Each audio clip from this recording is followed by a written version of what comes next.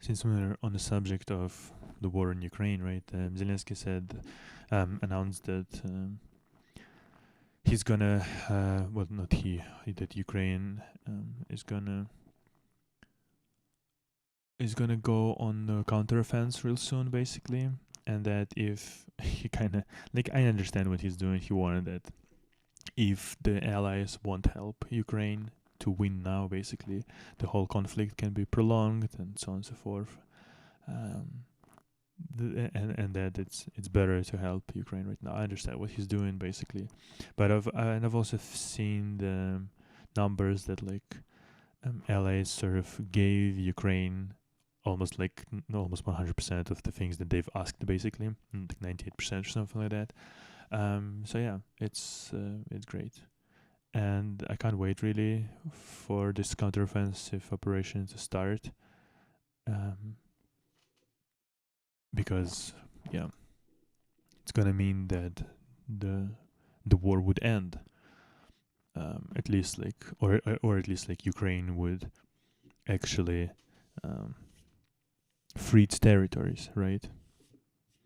Free its territories from occupants. Obviously, probably it wouldn't end the war necessarily, because Russia can just send one of those missiles, fire one of those missiles at the territory of Ukraine once a month or whatever, and then continue the war for forever, essentially. But yeah, obviously that's good, sort of, that the counteroffensive operation is almost soon to start, and there's been sort of an attack in oil depot, basically in Sevastopol,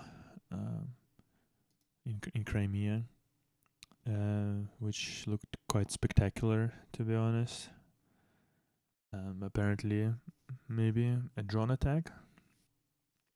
But basically, yeah, it's the precursors of the counteroffensive, because Ukraine is trying to deprive the Russia, those captured territories, of oil and immediate access to fuel, which is obviously understandably so. It's a good thing to do before you, because that was also happening when Ukraine got HIMARS systems first in last year.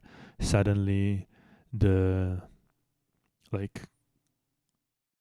the munition depots, caches, they started to blow up suddenly here and there, and yeah, this is that symbolized, the arrival of HIMARS systems, and this little thing, well, not particularly little, but yeah, hopefully symbolizes that counteroffensive operation is about to start, and that Crimea will be also recaptured or freed, actually, from Russian occupants, and yeah, that would be great.